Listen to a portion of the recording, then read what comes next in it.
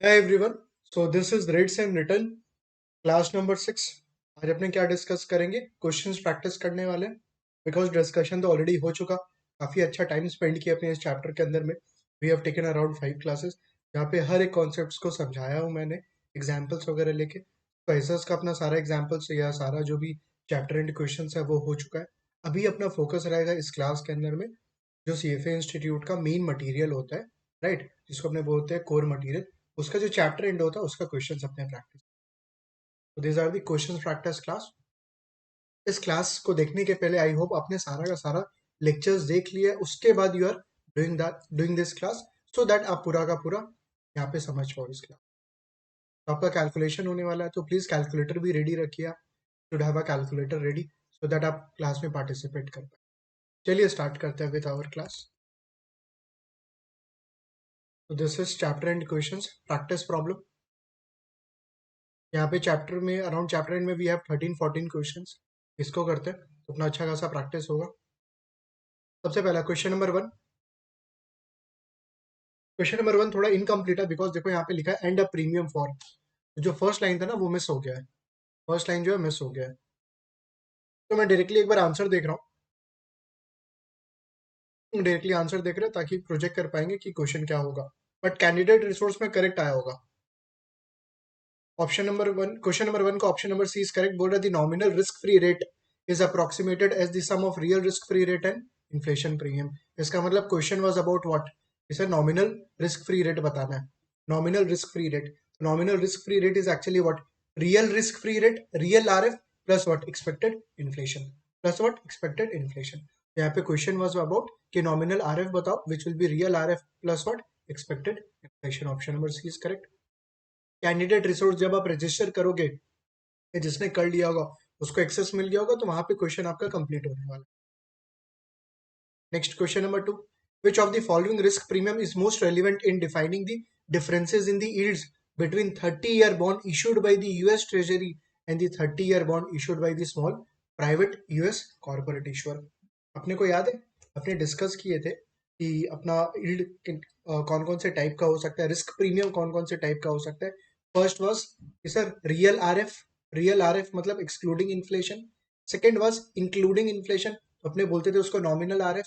Plus अपने D L M add करते थे। D use to be default risk premium, L use to be liquidity risk premium, M use to be maturity risk premium. तो अब यहाँ पे देखो दोनों बॉन्ड यूएस ट्रेजरी और ये जो यूएस कॉर्पोरेट बॉन्ड है दोनों 30 ईयर का है। दोनों क्या है? 30 ईयर का। तो यहाँ पे आपका जो मेच्योरिटी रिस्क प्रीमियम है वो नहीं होने वाला because both of the bond is of 30 years. Nominal RF नहीं होगा बिकॉज यहाँ पे यूएस ट्रेजरी में you are getting nominal RF और ये कॉर्पोरेट बॉन्ड में भी आपको मिनिमम नॉमिनल आरएफ तो मिलेगा ही मिलेगा। नॉमिनल आरएफ तो दोनों बॉन्ड में मिलेगा ही मिलेगा। तो मेच्योरिटी रिस्क प्रीमियम नहीं होगा और nominal RF is also included. तो इन्फ्लेशन भी नहीं होने वाला बिकॉज इन्फ्लेशन दोनों बॉन्ड से मिलने वाला। Nominal RF includes your inflation, तो दोनों बॉन्ड में सर इन्फ्लेशन मिलेगा और मेच्योरिटी मिलेगा। ठीक है, बिकॉज दोनों में क्या मेच्योरिटी सेम है इन द सेंस। तो मेच्योरिटी रिस्क प्रीमियम यहाँ पे कुछ नहीं होने वाला है। बचा क्या? Liquidity risk premium. जो कॉर्पोरेट बॉन्ड है वो भी क्या स्मॉल कॉर्पोरेट बॉन्ड, छोटा कंपनी है तो उस कंपनी या कॉर्पोरेट बॉन्ड का liquidity will be low as compare to what? US treasury, because US treasury bonds are more liquid as compare to the corporate bonds. तो which option will be correct? तो बोल रहा है कि कौन सा रिस्क प्रीमियम होगा दोनों बॉन्ड में? इन्फ्लेशन होगा नहीं, मेच्योरिटी होगा नहीं। Option number C will be got liquidity because US corporate bonds are less liquid as compared to US treasury bonds. Question number 3. Consider the following annual returns for fund Y over the past 5 years. Last 5 years का आपको return दिया हुआ है. You can check. It is into percentage.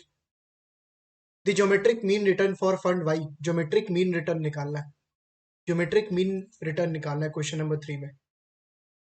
एक बार मैं आपको यहाँ पे मैनुअली सॉल्व कर रहा हूँ, उसके बाद अपने डायरेक्टली कैलकुलेटर पे करेंगे S T R C L function वगैरह यूज करके। ठीक है, तो फर्स्ट स्टेप में आपको पहले मैनुअली कैलकुलेशन करवा के दिखा रहा हूँ, उसके बाद अपने directly S T R C L function use करेंगे because in exam also you will not solve manually, you have to do on the calculator. But एक बार अपने स्टार्ट करें तो ज्योमेट्रिक मीन पहले मैनुअली करते हैं। सबसे पहले अपने को फैक्टर बनाना है 19.5% का। What will be the factor? 1.195 into -1.9% का फैक्टर। -1.9% का फैक्टर क्या होगा? 0.981,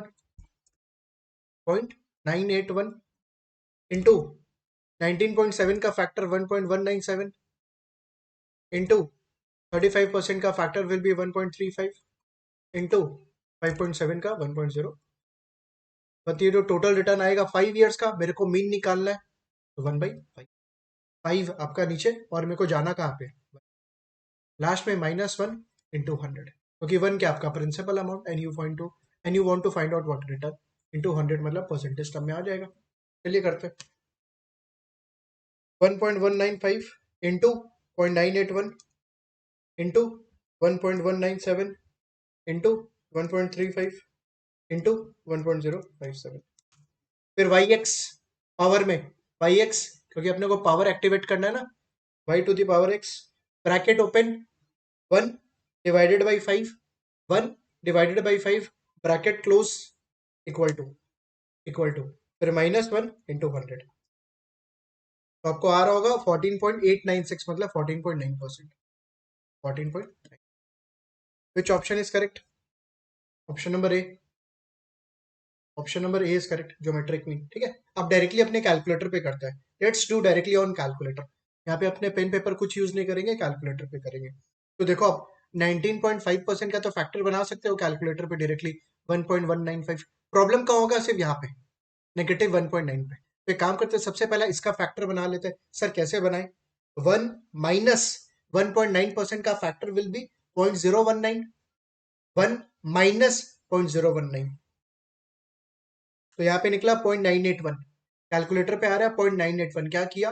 1 माइनस 1.9% का फैक्टर विल बी 0.019, मतलब इन डेसिमल विल बी 0.019, उसको माइनस कर दिया क्योंकि माइनस है ना, तो आ रहा है 0.981 बस। अब यहाँ पे आप मल्टीप्लाई कराते जाओ 19.5 का इंटू 1.195 इंटू 1.197 इंटू 1.35 इंटू 1.057, ये आ रहा 2। हमें को करना है पावर में 1 divided by what 5 bracket close -1 into 100, तो आ जाएगा 14.89%, 14.9%। Right, option number A is correct. तो गोइंग फॉरवर्ड प्लीज आप डायरेक्टली कैलकुलेटर पे ट्राई करिए करने का। Next question number 4, a portfolio manager invest 5,000 annually in a security for 4 years at the following price. बोल रहा आप फिक्स्ड अमाउंट इन्वेस्ट कर रहे हो 5,000 5,000 5,000 for how many years? 4 years at the following prices. तो ईयर 1 में वो प्राइस, अच्छा परचेज प्राइस पर यूनिट, अच्छा सोचो म्यूचुअल फंड बाई कर रहा है जहाँ पे आप SIP कर रहे हो 5,000 रुपीज के एवरी मंथ, और अलग अलग प्राइसेस पे हो रहा है, तो नंबर ऑफ यूनिट्स भी अलग अलग आएगा। ईयर 1 पे दी purchase price is 62 per unit, year 2 पे 76, ईयर 3 पे 84, ईयर 4 पे 90। The average price is best represented as harmonic mean, geometric mean और अरिथमेटिक मीन। अपना बात हुआ था कि अगर अपने सेम अमाउंट का SIP कर रहे हैं, सेम अमाउंट का SIP कर रहे हैं, obviously at a different prices, तो number of units will change. If you are doing the SIP of the fixed amount, you should calculate the average price via what? Harmonic mean.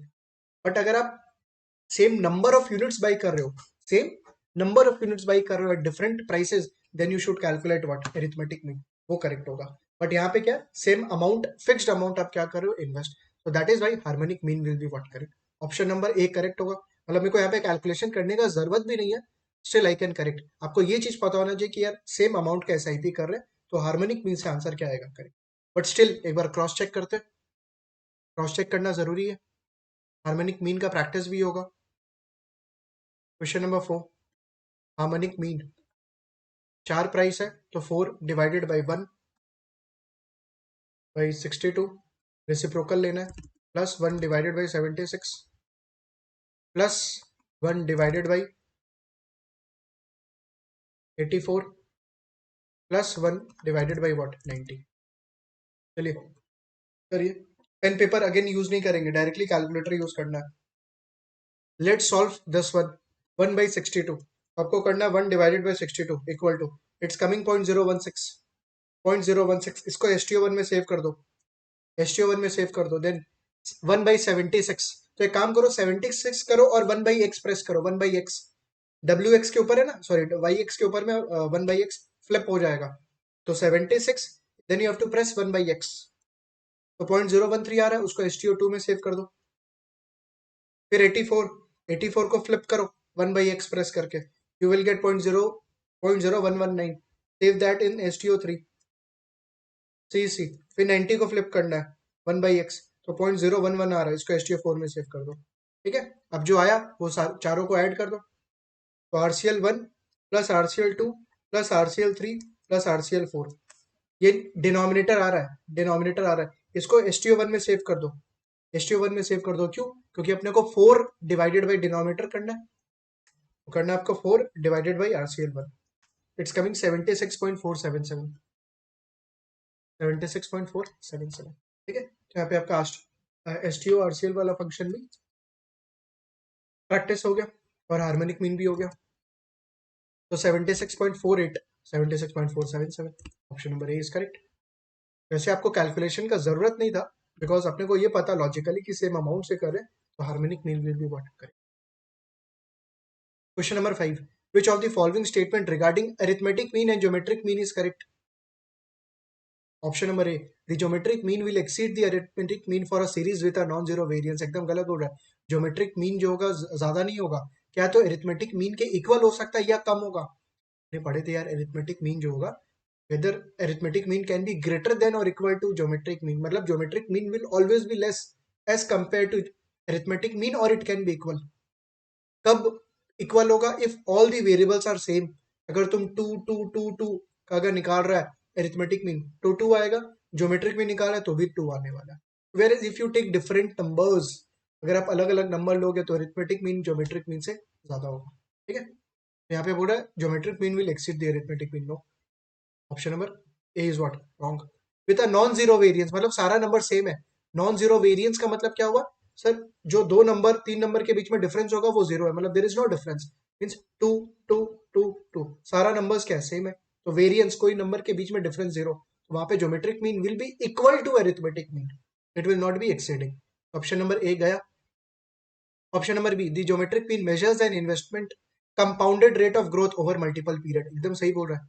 यहाँ भी तुम अभी ये जो रिटर्न निकाल रहा था, ये जो रिटर्न निकाल रहा, this is actually what compounding कर रहा है ना, कि यार फर्स्ट ईयर में आपने 19.5 कमाया, उस पे नेगेटिव हुआ 1.9%, उस पे आपने 19.7% कमाया, उसके बाद 35 5.7, तो कंपाउंडिंग ही तो कर रहा है. CAGR, उसके बाद ये क्या है 14.9 is actually what CAGR. So geometric mean is nothing but the compounding, compounded average growth rate, compounded average growth rate. Option number B is correct. Option number C क्या बोल रहा है? The arithmetic mean measures an investment terminal value over multiple periods. सिर्फ terminal value निकालता है क्या? No, it's take the average of the all the values. तो option number B is correct, क्योंकि आपसे पूछा था which statement is correct. Option number B is correct.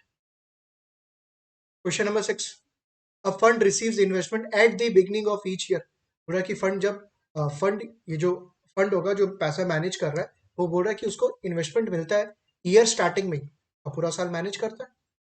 And generates return for 3 years, उसके बाद 3 साल तक मैनेज कर रहा है. Okay, investment and returns for 3 years. Year of investment 1 2 3. Assets under management AUM. AUM का मतलब क्या हुआ यार? कंपनी के पास जो ये फंड है, actually not company, I would say fund के पास टोटल पैसा मैनेज करने के लिए कितना है? Assets under management eight the beginning of each year is 1000, 4000 and 45000. तो ईयर स्टार्टिंग में 1000 है, ईयर 2 में 4000 और ईयर 3 में 45000 है. Return during the year of investment 15%, 14% and negative 4%. Which return measure over the 3 year period is negative. बोल रहा है कि तीनों साल return measure over the 3 year, तीनों साल मिला के नेगेटिव रिटर्न किसमें है? Geometric mean return. तो चेक कर लेंगे GM इसका. Returns we have, we can calculate geometric mean. TWROR, time weighted rate of return. तो TWROR is nothing but geometric mean only. याद है अपने किए थे कि TWROR क्या है सर? ज्योमेट्रिक मीन के बराबर ही है. It's actually geometric mean itself, right. तो यहाँ पे ऑप्शन नंबर ए और ऑप्शन नंबर बी सेम होने वाला, because will be ultimately calculating what? Geometric mean. Option number C, MWROR. MWROR क्या होता है? IRR, internal rate of return. तो चलिए एक काम करते हैं, सबसे पहला ज्योमेट्रिक मीन निकाल लो या TWROR निकाल लो. इसका ज्योमेट्रिक मीन या TWROR निकाल लो please. Geometric mean again manually यहाँ पे कर रहा हूँ. 1.15 इंटू 1.14 इंटू 4%, नेगेटिव का factor will be 0.96. To the power 1/3 -1 into 100। I hope आप सबको कंफर्टेबल है इसके अंदर में, कोई प्रॉब्लम नहीं है। चलिए करिए। 1.15 इंटू 1.14 इंटू 0.96 YX। और वाला बटन एक्टिवेट करो, bracket open 1/3 bracket close equal to -1 into 100।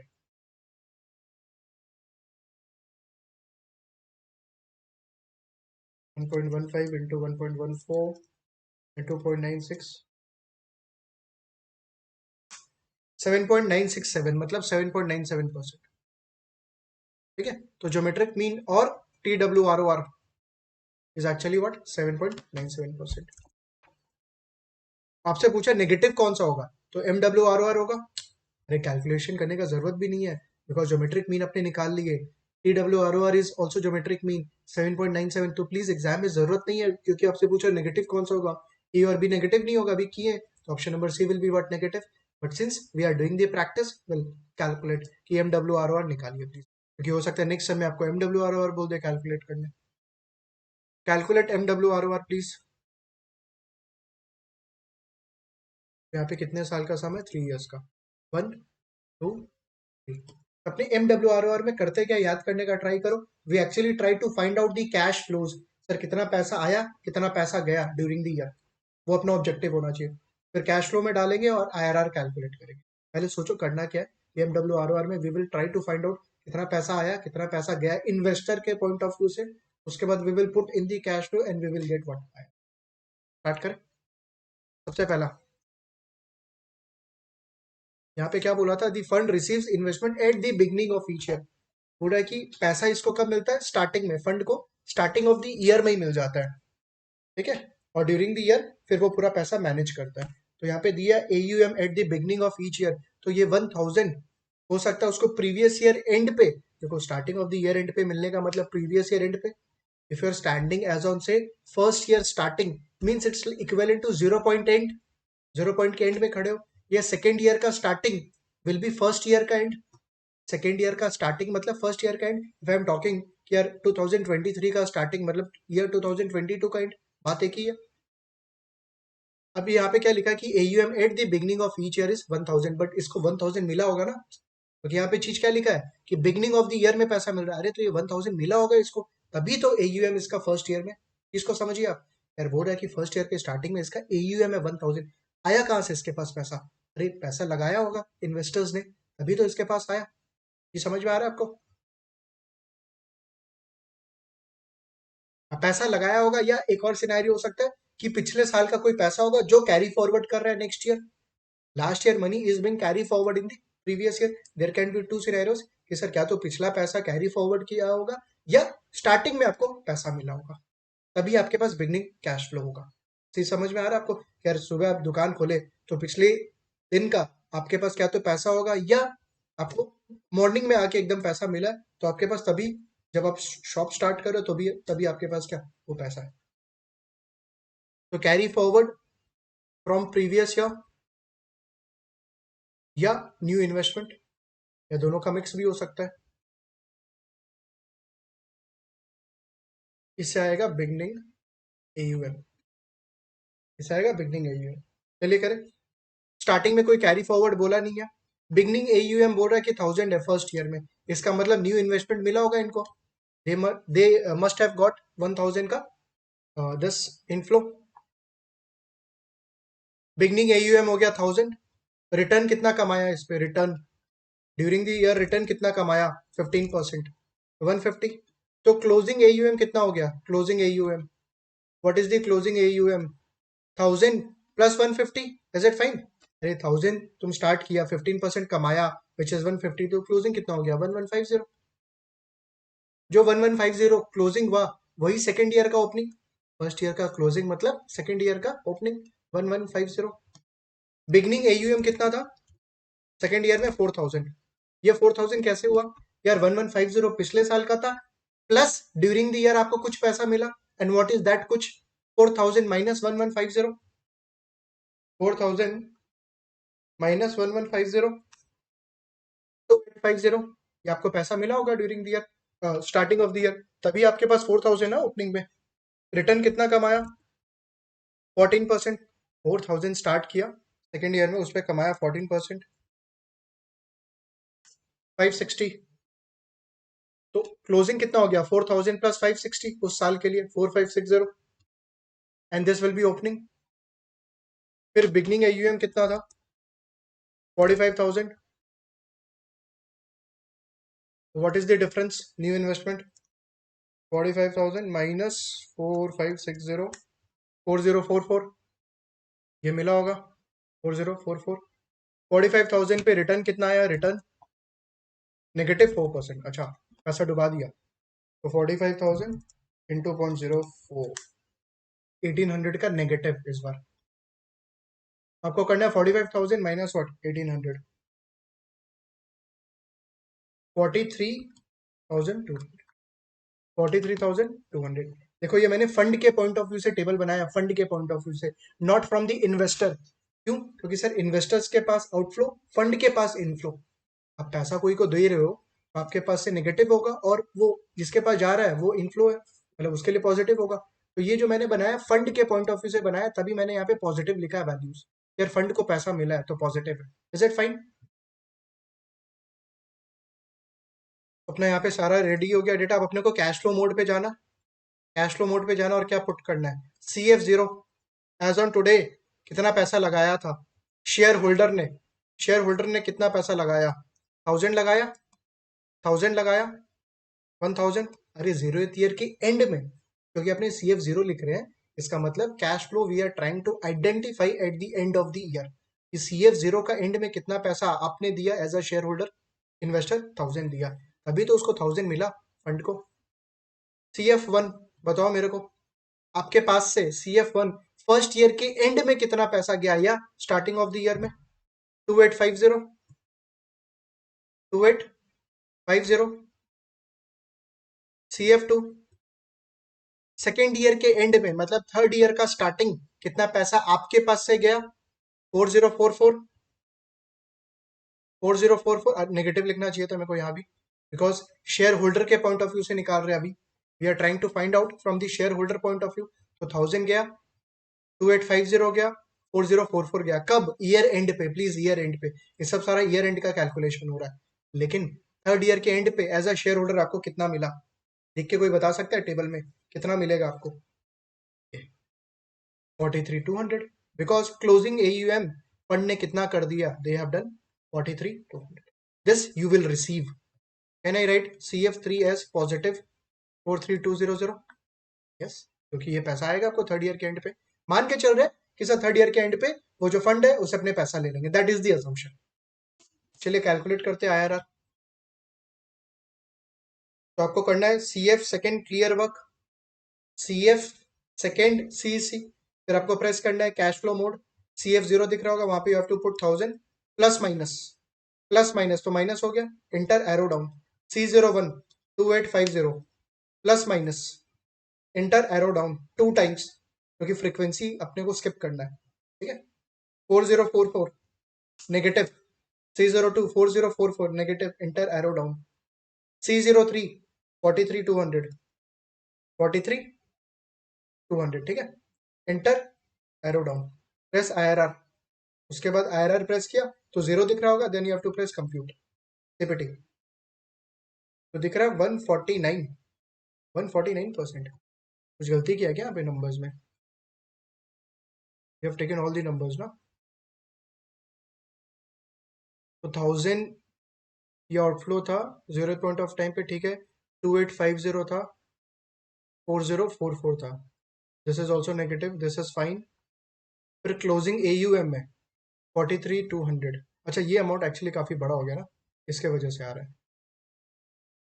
Cash flow mode CF3 में 43,200 हो गया, उसके वजह से आ रहा है। क्या पूछा था सब में? Which return measure over the 3 year period is negative? इसमें नेगेटिव होगा। नेगेटिव तो यहाँ पे टाइम TWROR और ज्योमेट्रिक मीन तो नेगेटिव नहीं हो रहा है, क्योंकि दिस इज पॉजिटिव ओनली। ये तो अपना पॉजिटिव ही आ रहा है। वैसे तो आंसर MWROR होना चाहिए था बाय डिफॉल्ट, बट CF0 1000 2850, कहीं कैलकुलेशन मिस्टेक नहीं हुआ है ना कहीं भी, और ये पैसा आएगा 43,200, तो दिस इज फाइन, ये तो पॉजिटिव ही रहने वाला है। और अपने को आईआरआर कैलकुलेट करना था, कंप्यूट, दिस इज कमिंग 149%, काफ़ी हाई आ रहा है, बिकॉज ऑब्वियसली इतना बड़ा वैल्यू है। ये आपका आउटफ्लो होगा शेयर होल्डर का, ये आउटफ्लो होगा, और ओ ये गलती कर दिया है, सॉरी, 4560 और 45,000 में 4044 थोड़ी होने वाला है, माई बैड।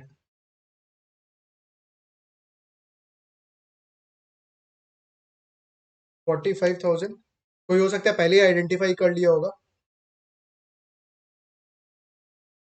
कोई पहले ही आइडेंटिफाई कर लिया होगा, तो प्लीज़ आप स्किप कर देना इस चीज़ को, 40440, ठीक है, यहाँ तक ठीक है, बाकी तो कैलकुलेशन ठीक है, परफेक्ट। तो यहाँ पे अपने को क्या करना है, 40440 करना है, 400, is it fine.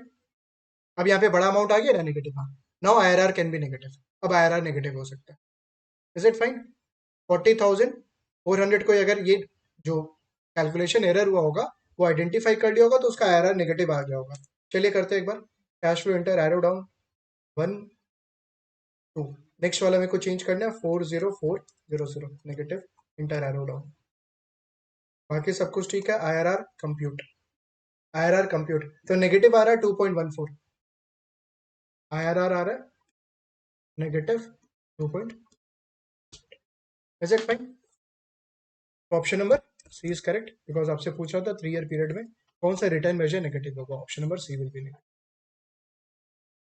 Next question number 7, at the beginning of year 1 a fund has USD 10 millions under management, AUM 10 million है starting of the year में, it earns a return of 14% for the year, during the year कितना कमाया, 14%, the fund attracts another net US dollar 100 million at the start of the year, starting में the fund got how much, 100 million, and earns a return of 8% for that year, तो next year में कमाया 8%, the MWROR, money weighted rate of return of the fund, is most likely to be less than TWROR, same as TWROR, और greater than TWROR। चलिए यहाँ भी अपने को same calculation करना है, सेम कैलकुलेशन करना है, पूरे MWROR और TWROR को चेक करके बताओ। एक काम करें, सबसे पहला TWROR कैलकुलेट कर ले, because it's easy, geometric mean निकालना है, और अपने पास दोनों ईयर का रिटर्न है इन परसेंटेज, तो फर्स्ट ईयर का 1.14, सेकेंड ईयर का 1.08, इसका एवरेज 1/2, एक साल का, -1 × 100, प्लीज कैलकुलेट करिए, 1.14 × 1.08,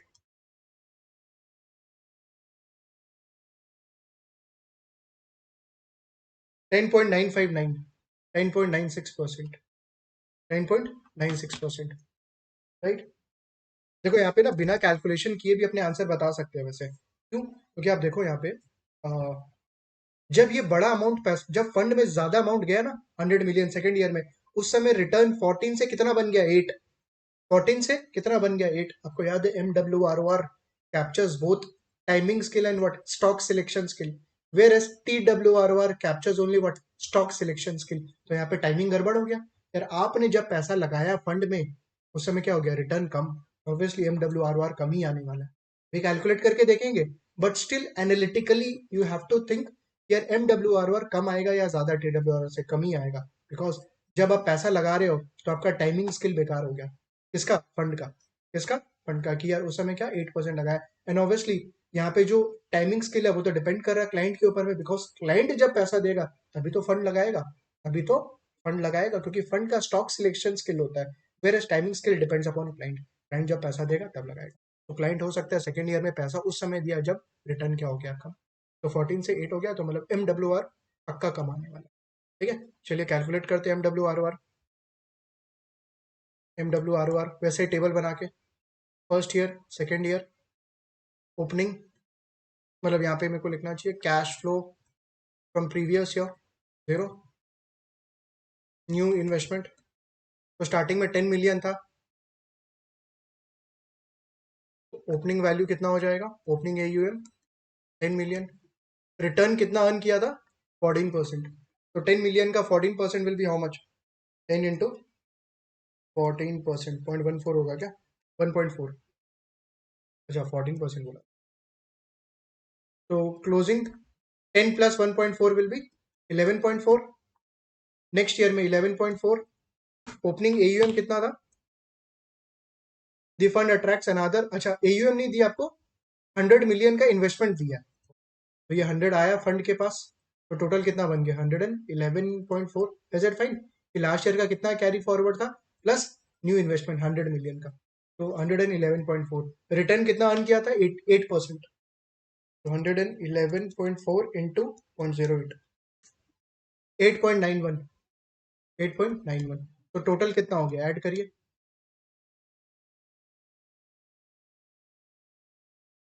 120.31, 120 बस। Cash flow mode CF0। Think from the share holders point of view, एक बार शेयर होल्डर्स के पॉइंट ऑफ व्यू से सोचिए कि आपके पास से स्टार्टिंग में कितना पैसा गया, 0th ईयर एंड पे 10 million minus 10। CF1 first year end पे कितना पैसा गया? 100। फंड के पास आया मतलब आपके पास से गया। कैश फ्लो 2, बट आपको कितना मिला? फंड ने आपको कितना जनरेट करके दिया finally?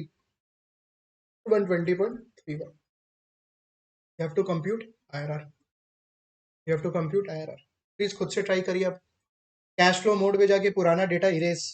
CF second CEC, CF second CEC, cash flow mode on, enter arrow down, C0, अच्छा CF0 is 10 negative, enter arrow down, C01 100 plus minus, enter arrow down, C02 120.31 positive, हाँ, enter arrow down, IRR, press IRR, then you have to compute.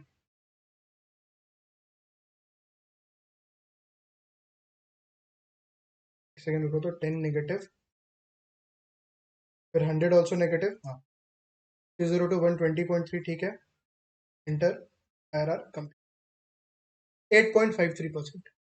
IRR आ रहा होगा आपका 8.53%। ठीक है, तो अपने तो ऑलरेडी कंक्लूड कर चुके थे ये वाला चीज, यार TWROR ज्यादा होगा, MWROR कम होने वाला, बिकॉज उसका टाइमिंग स्किल बेकार है। जब रिटर्न गिरा उस समय इतना बड़ा अमाउंट लगाया था 100 मिलियन का, राइट? तो MWROR लॉजिकली भी क्या आएगा? कम। तो which option is correct? The money weighted rate of return of the fund is less than TWROR, option number A correct. Next question number 8, an investor is evaluating the returns of 3 recently performed formed ETFs, okay, और अभी हाल फिलहाल में ये 3 ETFs बना है, उसका return evaluate कर रहा है investor. Returns on ETF, okay, ETF 1 2 3, time since Inception, कब बना है? 125 डेज पहले, 8 वीक्स पहले, 16 मंथ्स पहले, okay.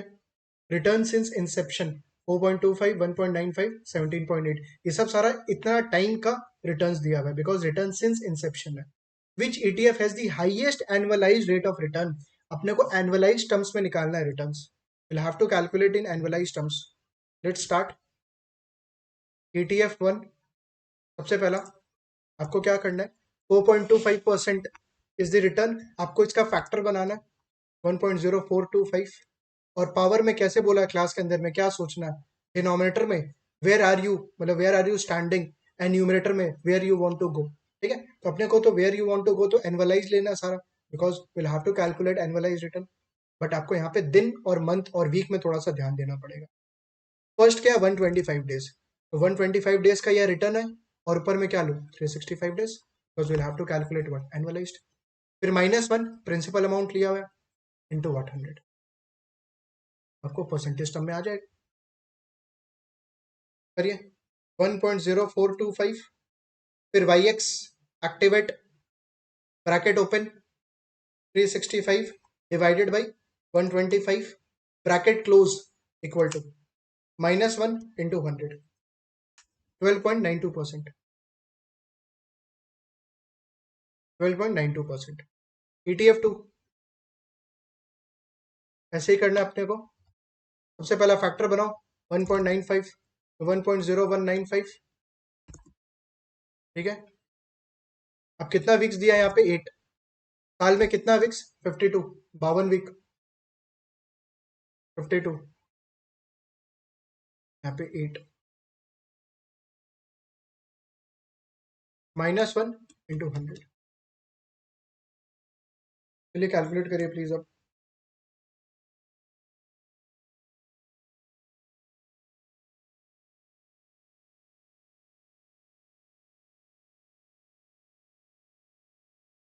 1.0195 yx bracket open 52 divided by 8 bracket close -1 × 100, 13.37%,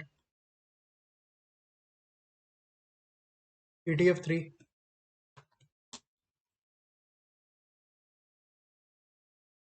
17.18%, 1.01, 1.17, 1.1718। अब यहाँ पे 16 मंथ्स का रिटर्न है, ये 16 मंथ्स का, अपने को तो 12 मंथ्स का चाहिए, -1 × 100। एकदम सिंपल है। डिनोमिनेटर में आपको वही लेना है, यार जो भी आपका यहाँ पे number of days, number of months है वो लीजिए, और न्यूमरेटर में where you want to go, जो भी क्वेश्चन में पूछा।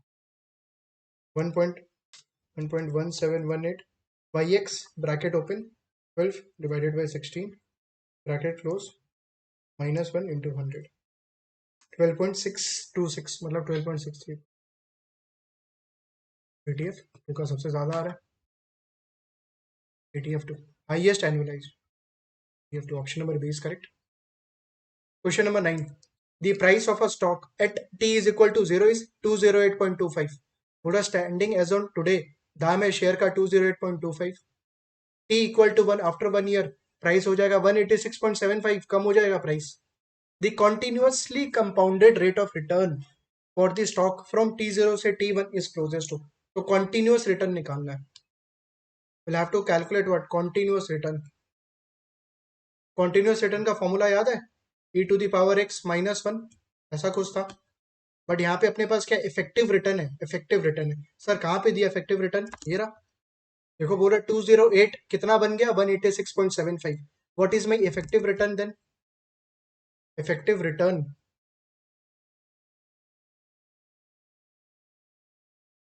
आपको करना है P1 divided by P0। Sir कितना लगाए थे वो कितना बन गया, ठीक है, तो यहाँ पे मिल जाएगा आपको 186.75 divided by how much you have invested 208.25। Please obviously -1 करेंगे, इंटू 100 वगैरह करेंगे, तो 186.75 डिवाइडेड बाई 208 पॉइंट, ठीक है, तो 0.9867 आ रहा होगा, 0.986। तो बोला कि $1 लगाए थे तो 0.986 बना, तो एक बार प्लीज -1 करो और इंटू 100 करो, एक बार करिए प्लीज इस चीज को, -1 इंटू 100, तो नेगेटिव दिख रहा होगा 10.32%, नेगेटिव 10.32%, ठीक है। ये आपका इफेक्टिव रिटर्न बना, इफेक्टिव रिटर्न बना, बट सब में बोला कॉन्टिन्यूअस रिटर्न निकालना है, कॉन्टिन्यूअस रिटर्न निकालना है। तो continuous return from effective return कैसे निकलता है, ln 1 plus effective return, ln 1 plus effective return, तो ln 1 प्लस इफेक्टिव रिटर्न, तो मेरे को यहाँ पे इसका फैक्टर बनाना है नेगेटिव में 0.1032, ठीक है, तो फैक्टर बनाऊंगा तो मेरे को तो यहाँ पे नेगेटिव करना पड़ेगा, तो 1 माइनस 0.1032 कितना होगा, 1 माइनस 0.1032। अब फिर आपको प्रेस करना है ln, कोई सेकंड वगैरह बटन प्रेस नहीं करना है, just have to press ln, it's coming negative 10.8922, ठीक है, ये कॉन्टिन्यूस रिटर्न फ्रॉम इफेक्टिव। ये आप ऐसे भी कर सकते थे, ये तो मेरे को आपको समझाना था तो इसलिए मैंने इतना सारा स्टेप्स किया, otherwise it's very easy. Effective to continuous अगर करना है अपने को तो लेना है ln 1 plus R effective, effective return, यहाँ पे आपको करना चाहिए था ln डिवाइडेड बाई जो प्राइस बन गया था ना 186.75, 186.75 डिवाइडेड बाई 208.25, 208.2, तुम कैलकुलेट करके देखो सेम आंसर आने वाला है, -10.89। कोई भी ये कैलकुलेशन करके देखना, सेम तरीके से आएगा। ठीक है, दोनों तरीके से बता दिया कि क्या तो पहले इफेक्टिव रिटर्न कैलकुलेट कर लीजिए, उसके बाद कॉन्टिन्यूस कर लीजिए, या अगर आपको प्राइस दिया हुआ है, या तो आपको परसेंटेज दिया हुआ रहेगा इफेक्टिव रिटर्न का, या आपको प्राइस दिया हुआ रहेगा, दो टाइप का सम होगा। सर क्या तो रिटर्न का परसेंटेज दिया हुआ रहेगा या प्राइस दिया हुआ रहेगा। अगर अपने को रिटर्न का परसेंटेज दिया हुआ है, रिटर्न दिया हुआ है, तो अपने ये वाला फॉर्मूला लगाएंगे, आ गया, आगे रहा, ये वाला फॉर्मूला लगाएंगे। और अगर प्राइस दिया हुआ है तो अपने क्या करेंगे, L N S one divided by S zero. फिर क्या प्राइस हो गया, divided by what. Is it fine, समझ में आ रहा है आपको ये वाला चीज कि सर इफेक्टिव से कॉन्टिन्यूअस करना है। लिख दे रहा हूँ, प्लीज नोट कर लो एक बार, ताकि आपके पास नोट्स रहे इस चीज को लेके। टू वे, दो तरीके से कर सकते हैं। If effective return is given, अगर इफेक्टिव रिटर्न दे दिया आपको, एकदम इजी कर दिया। आपको करना है L N one plus effective return, आपको उसका फैक्टर बनाना है और एल एन प्लस करना है। If S one and S zero is given, समझ गया कि आज के दिन और एक दिन बाद का प्राइस दिया हुआ है, तो आपको करना है L N S one by S zero, same answer आएगा। डिपेंड करता क्या दिया है सब में। क्वेश्चन नंबर 9 हो गया अपना यहाँ पे। कौन सा आंसर है, 10.89% negative. Which option, 10.9, 10.9%। Option number A is correct. Next, question number 10।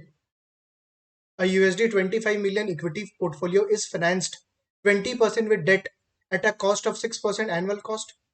हो रहा है कि पोर्टफोलियो का वैल्यू था 25 मिलियन, उसमें से 20% डेट लगाया, 20% आप डेट लियो, तो रिमेनिंग 80% क्या, खुद का पैसा। अरे 25 मिलियन में बोल रहा है 20% डेट लिया है तुम, तो 80% क्या, इक्विटी, खुद का पैसा। तो जो डेट लिया ना उसका कॉस्ट 6% है, इंटरेस्ट कॉस्ट आपको चुकाना पड़ेगा। If that equity portfolio generates 10% annual total investment return, then the leverage return is how much. अच्छा समय, सबसे पहला इमेजिन करो क्या हो रहा है। अगर पोर्टफोलियो 25 मिलियन का, ओन मनी और डेट। ओन मनी 80% है आपका खुद का पैसा, और डेट आपने लिया 20%। कितना आएगा 25 मिलियन का 20%, 5 क्या, 5 मिलियन डेट है, तो खुद का पैसा remaining 20 million. Is it fine, perfect. तो एक काम करो, आप यहाँ पे इंटरेस्ट कॉस्ट निकाल लो, तो 5 मिलियन पे इंटरेस्ट कॉस्ट कितना है, एट द रेट ऑफ 6%। तो 5 मिलियन का 6% कितना होगा, 0.3, 0.3। ये कॉस्ट है, याद रखिएगा। आपका टोटल रिटर्न वो बोला है सब में कि अपने equity portfolio generates 10% annual total investment, पूरा का पूरा जो पैसा लगाया उस पर आपने 10% जनरेट किया, तो पूरा पैसा कितना लगाया आपने, 25। तो रिटर्न कितना होगा, 10% और 25। ये पैसा लगाए थे 2.5 मिलियन, बट ये पूरा घर ले जाए क्या आपने, 2.5 जो कमाए हैं पूरा का पूरा घर ले जाए, अरे नहीं, डेट को भी तो चुकाना है ना, interest cost minus what, interest, कितना, 0.3 का। तो नेट कितना घर ले जा सकता है तुम, 2.2, 2.2 मिलियन। सब में बोला था आपको लेवरेज रिटर्न निकालना है, लेवरेज रिटर्न। लेवरेज रिटर्न क्या होता है, कि जितना तुम रिटर्न अर्न किया है, net of interest cost divided by खुद का पैसा, डिवाइडेड बाई व्हाट, खुद का पैसा, नॉट टोटल पैसा। Leveraged return 2.2 million divided by own money, खुद का पैसा कितना था, इक्विटी वाला portion 20 million, 20 million. Is it fine, समझ में आ रहा है आपको। तो 2.2 divided by 20, it's coming 11%। 11% is the leverage rate. Which option is correct, option number A is correct. ठीक है, तो अगर बाई चांस फॉर्मूला में कंफर्टेबल है, जो कि स्क्वाइजर में दिया हुआ है, बट मेरे को यार यहाँ पे फॉर्मूला का जरूरत नहीं है एकदम भी, बिकॉज तुम ऐसे करके सोचो यार, खुद का पैसा कितना है, डेट का पैसा कितना है, इंटरेस्ट कितना है, कितना अर्न किए, माइनस इंटरेस्ट चुकाना है, 2.2 सर घर पे आएगा, but on a investment of what, 20। Because 5 million तो किसका, डेट का है ना, तो तुम खुद का पैसा निकाल रहा है, बिकॉज आपको लेवरेज रिटर्न बोल रहा है। फॉर्मूला प्लीज एक बार स्क्वाइजर में चेक कर लेना। आई थिंक ऐसा कुछ फॉर्मूला होगा। मैं ट्राई कर रहा हूँ डेवलप करने का फॉर्मूला कि आपका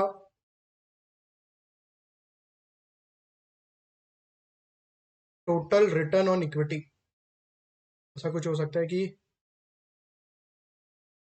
पोर्टफोलियो वैल्यू कितना है इनटू रिटर्न कितना है, total return minus debt value कितना है इनटू केडी, जितना बोरिंग कॉस्ट है। ठीक है, तो तुम देखो क्या किया मैंने, पोर्टफोलियो वैल्यू लिया विच इज 25 इनटू रिटर्न कितना कमाया 10, तो 2.5 यहाँ हिसाब हो गया 2.5 का, माइनस डेट वैल्यू कितना है यहाँ पे 5 मिलियन इनटू 6% 0.3। तुम समझ रहे हो क्या किया हम, 2.2 को डेवलप करने के लिए फॉर्मूला लिया डिवाइडेड बाई 20 मिलियन, मतलब क्या equity value divided by what equity value. ये फॉर्मूला हो गया। कोई बाई चांस अगर फॉर्मूला में कंफर्टेबल है तो portfolio value into return minus debt value into what KD, तो divided by what equity value, तो लेवरेज रिटर्न निकल जाएगा।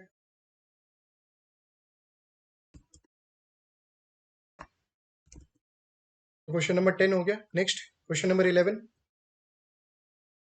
N investment manager's gross return is an after tax nominal risk adjusted return. याद है gross return और net return में क्या difference था? Gross return is actually what after the trading expense, but बाकी टैक्स एडमिन एक्सपेंस वगैरह minus नहीं करते हैं ग्रॉस रिटर्न के अंदर में, सिर्फ ट्रेडिंग एक्सपेंस माइनस करते हैं, बट उसके अंदर में सर अपने ना ही टैक्स माइनस करते हैं। अगर तुम प्रॉफिट अर्न कर रहे you have to pay tax, that will be calculated under where net return के अंदर में। Also management fees and admin fees will also be subtracted where net return. और यहाँ पे क्या बोल रहा है, after tax nominal return, no it's before tax. Risk adjusted return it's before risk not it's a not a risk adjusted return, it's a before tax and before risk adjusted. Option number B, the return earned by the manager prior to deduction of trading expense, no it is after ना। यहाँ पे बोल रहा है कि gross return जो है trading expense minus करने के पहले है, आफ्टर ट्रेडिंग एक्सपेंस माइनस करने के बाद है gross return. Option number C, gross return is an often used in measure of investment manager skill because it does not include expense related to management और admin। एकदम सही बात है, because management और एडमिनिस्ट्रेशन फीस कहाँ पे minus होता है, नेट रिटर्न के अंदर में। Option number C is correct. Question number 12, the strategy of using leverage to enhance investment return, enhance investment return. एक सेकंड रुको, तो इस लाइन से मेरे को एक चीज याद आया यहाँ पे, तुम देखो इक्विटी सॉरी जो ओवरऑल पोर्टफोलियो कितना रिटर्न जनरेट कर रहा है 10%, ठीक है 10%। तुम केडी बोरो कितना पे किया 6%, तो जितना रिटर्न कमा रहा है पोर्टफोलियो में और जो बोरो किया था वो कम है, जो बोरो किया था वो कम वैल्यू पे बोरो किया, कम इंटरेस्ट रेट पे बोरो किया, और रिटर्न कितना है 10, मतलब जो टोटल रिटर्न है that is more than the KD, that is more than the KD, तो leverage return will be high, leverage return 10% से ज्यादा ही आएगा। इसको सोचिए एक बार कि सर अपने 10% अर्न कर रहे थे पोर्टफोलियो पे, 6% पे बोरो किए थे, तो अपने तो सस्ते रेट पे बोरो किए, we are able to borrow at lower cost, तो जो अपना लेवरेज रिटर्न होगा ना, मतलब after factoring the cost of debt, the overall return will be what high, because अपने सस्ते रेट पे बोरो किए थे, तो 10% से ही ज्यादा आना ही चाहिए ऑप्शन। तो 11% आए थे अपने निकाले थे, बिकॉज मेरे को लगा यार यहाँ पे एक लाइन लिखा हुआ है उसके लिए इंपॉर्टेंट है, उस चीज को एनालाइज करवा दूँ आपको। This strategy of using leverage to enhance investment returns amplifies gains but not losses. No, it will amplify both. अगर तुम बोल रहा है कि लेवरेज ले रहा है तो सिर्फ गेन को इंक्रीज करेगा, अरे 10% से ज्यादा अपने अर्न किए 11% प्रीवियस टू प्रीवियस क्वेश्चन में, we have not earned 10, we have earned और जनरेटेड हाउ मच 11, बिकॉज अपना पैसा कम लगा हुआ था, अपना पैसा कम लगा हुआ था। अगर वो कॉस्ट ऑफ डेट 6% नहीं 12-13% होता ना, तो ओवरऑल रिटर्न अपना 10% से कम आता, अपना ओवरऑल जो रिटर्न आता ना वुड हैव बीन सॉरी जो लेवरेज रिटर्न आता वो कम आता 10% से। कब? अगर आपका बोरिंग कॉस्ट ज्यादा है, आपका बोरिंग कॉस्ट क्या है ज्यादा, अपना जो लेवरेज रिटर्न होगा ना वो कम हो जाएगा। तो ये गेन को भी इंक्रीज करता है और लॉसेस को भी इंक्रीज करता है। क्लास में बात किया था और सम्स के थ्रू बताया भी था कि जो लेवरेज रिटर्न होगा that will be what amplified both on the gain side and both on the loss side, so this option is what wrong. Doubles the net return if half of the investment capital is borrowed, और अगर 50% तुम बोरो कर रहा है और 50% खुद का लगा रहा है, तो जो नेट रिटर्न होगा वो डबल हो जाएगा, डबल हो जाएगा। ये डबल ग्रॉस रिटर्न होगा, नेट रिटर्न नहीं। Net return is after what admin management fees tax वगैरह माइनस करके, आपका ग्रॉस रिटर्न डबल हो जाएगा, लेवरेज रिटर्न डबल हो जाएगा, but not the net return. So this option is also wrong. Option number C, increases total investment return only if the return exceeds the borrowing cost. ये चीज अभी बात किए थे, क्या जो टोटल इन्वेस्टमेंट रिटर्न तभी एक्सीड होगा अगर बोरिंग कॉस्ट क्या है कम. बोरिंग कॉस्ट क्या है कम, क्योंकि बोरिंग कॉस्ट अगर कम है सर तो अपने सस्ते पे बोरो कर रहे हैं और लेवरेज रिटर्न क्या ज्यादा कमा रहे हैं. Overall return will be what high if the borrowing cost is what low. तुम इसी सम को you can check question number 10 को 6% की जगह अगर 12% लो, 12% लेके कैलकुलेट करो, देखना 10% से कम आएगा रिटर्न. अभी तो अपने 6% लिए थे तो 10% से ज्यादा आ रहा था ना, 11%. If you take 12-13% which is more than the 10%, तो तुम चेक करना ओवरऑल रिटर्न जो आएगा, लेवरेज रिटर्न जो आएगा वो क्या आएगा, 10% से कम, बिकॉज आप ज्यादा पे बोरो कर रहे हो. Right, option number C is correct आप. Next question number 13. At the beginning of the year the investors hold 10,000 in a hedge fund. पूरा ईयर स्टार्टिंग में 10,000 आप होल्ड कर रहे थे हेज फंड में. The investors borrowed 25% of the purchase price. तो वैसे ही सेम सम आ रहा है लेवरेज रिटर्न टाइप का. पूरा 10,000 आपने लगाया था, 25% आपने बोरो किया, मतलब 2,500 बोरो किया, तो खुद का पैसा कितना, 7,500. तो the investor borrow 25% of the purchase price 2,500 at an annual interest rate of 6%. उस पर ब्याज कितना देना आपको इंटरेस्ट पे, 6%. किस पे, 2,500 पे. एंड एक्सपेक्ट्स टू पे 30% टैक्स ऑन द रिटर्न. यहाँ पे टैक्स भी आ गया, 30% टैक्स पे करना on the return she earns from his investment. पूरा जितना भी टोटल रिटर्न होगा ना, कि total return minus interest cost, जो टोटल रिटर्न होगा उस पर अपने को टैक्स पे करना है, उस पर अपने को टैक्स पे करना है 30%.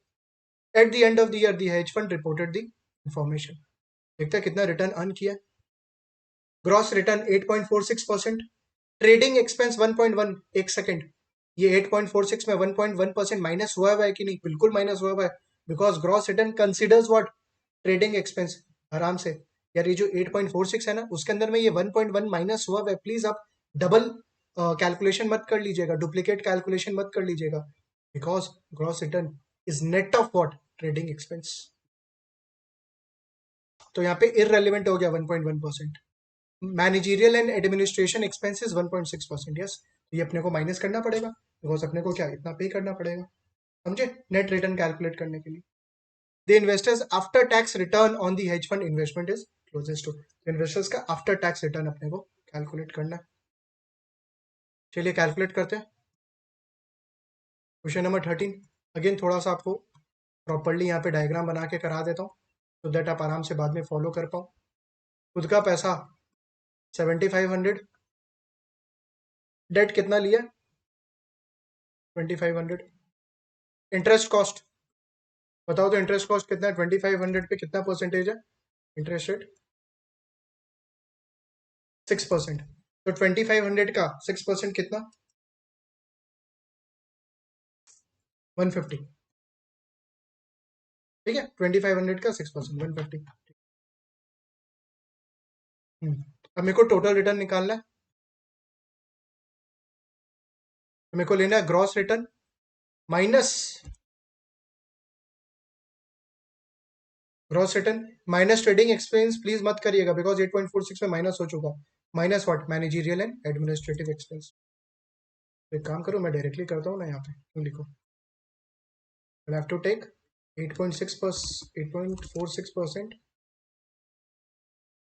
माइनस 1.6%. किस पे कम आएगा, 10,000 पे. अरे टोटल पे तो कमाएगा, तो कितना आएगा टोटल रिटर्न, कैलकुलेट करो प्लीज. 0.0846 माइनस 0.016 इंटू 10,000, 686 आ रहा है, 686 टोटल रिटर्न. बट क्या ये घर ले जा सकता है क्या 686? नो. इंटरेस्ट कॉस्ट 150 माइनस करिए, 686 माइनस 150, 536. अब ये 536 घर ले जा सकता है क्या, बिल्कुल भी नहीं. व्हाट अबाउट टैक्स, अब टैक्स भी तो पे करना है. Tax at the rate of 30% था ना सब में, तो चेक कर लेते एक बार. 30%, तो 536 का 0.3, 160.8 नेट. कितना ले जा सकता है ये?